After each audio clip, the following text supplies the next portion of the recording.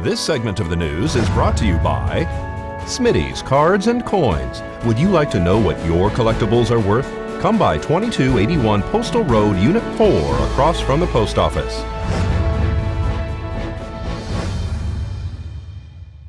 Police have arrested an Amargosa man after he allegedly fired shots into a home. 38-year-old Christopher George McDonald has been arrested and charged with discharging a firearm at a human being, assault with a deadly weapon, destruction of private property. According to the Nye County Sheriff's Office press release on Saturday, June 10th, the Nye County Sheriff's Office deputies responded to a residence on Winchester Road in Amargosa for a weapons offense. Upon arrival, deputies were advised that Christopher McDonald had engaged in an altercation with a neighbor and threatened him with a chainsaw. McDonald reportedly left his vehicle. However, he returned a short while later with a firearm and shot at the victim's house.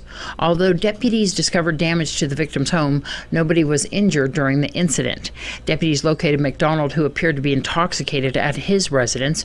During the subsequent interview, McDonald admitted to the reported allegations. He was placed under arrest and booked into the Nye County Sheriff's Office Detention Center and being held on the bail amount of $8,140. Tourist Otto Warmbier, who was arrested and detained in North Korea, has died.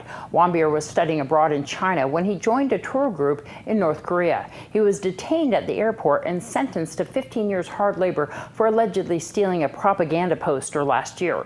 North Korean officials said that Warmbier fell into a coma after contracting botulism and taking a sleeping pill in March of 2016. UC Health doctors said that they see no evidence of botulism. They said that he suffered extensive loss of brain tissue in all regions of the brain as a result of cardiopulmonary arrest. Doctors say that usually happens after intoxication or trauma. Warmbier's family didn't learn about those conditions until recently, when he was flown back to the United States last week. No one is sure what actually happened to the 22-year-old while he was incarcerated over the past year. Police and medics responded to a vehicle rollover Saturday afternoon on the north side of Pahrump. Just mid-afternoon on Saturday, we were dispatched for a one-vehicle rollover with entrapment, and it was in the area of Highway 160, just north of Country Place, in the area of Desert Trails. Upon arrival, we found a vehicle that was resting on its roof. The occupant had self-extricated from the vehicle, had some minor injuries. We assessed the patient, and they declined to be transported. Only one patient? Only one patient. Do you know if they were seatbelted in or not? It's my understanding that the initial assessment was that they were seatbelted. And a domestic disturbance has resulted in significant injury to one individual. Also on Saturday evening, we were dispatched for Lakeside. Actually, we were placed in level 1 staging as there was an altercation that took place on the RV section of that facility. We were then pulled in. I guess it was either some type of fight or an altercation that resulted in a serious injury to an individual. That patient was subsequently transported by our medics to Base 21, where patient care was transferred to Mercy Air 21. So they were airlifted to Las Vegas? They were flown to trauma. And that's a result of a domestic disturbance? Don't know if it was exactly a domestic or some kind of altercation occurred on the facility which prompted someone to be seriously injured. Well, can you handle the heat? Lake Spring Mountain is open for the summer. There's so much to do for all ages at the lake, including flying high above the water in a jetpack. Well, we are the leading training facility in hydroflight. We train both in the jetpack and jetboard. We can usually get a student up within the first 5 minutes as long as they're following directions, and they're taking it completely seriously, I guess would be the best way to put it.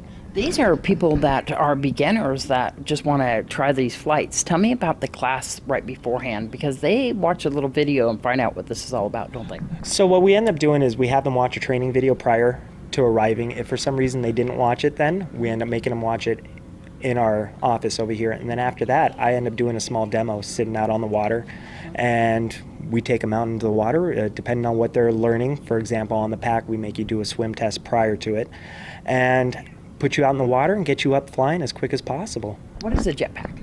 Jetpack is a unit that's strapped to your back. The flotation's sitting on the back. It's basically a carbon fiber unit that you are controlling with your arms. Everything's very small movements. I can't overemphasize how small the movements really are, but as soon as you get the hang of it, there's no describing it besides just trying and doing it yourself. You also have some where you have the boards just strapped to your feet. What's that?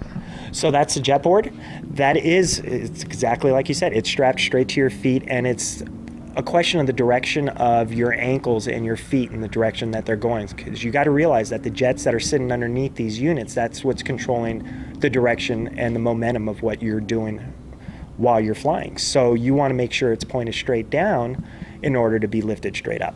Can anybody do this? Yes, we ask that if it is a child that it's 12 and over and of a mature level. Hopefully that they know how to swim and Yes. are they in good health? Or We can, if you have a fear of water, unfortunately I cannot get you over that fear within the time limit that we have, but we would prefer that you weren't afraid of water, but we will try and do our best to get you up. You have some pretty interactive videos online. People can find out what it's all about and watch those videos at Jetpack America. Also, if they just come down to Lake Spring Mountain, typically you guys are out on the water, aren't you? Yes, indeed. Every chance we get, we try and go out there, do a demo for somebody, maybe try and pique some interest and get some other people to out there and fly. And we're out there having fun nonstop. You got to come on down.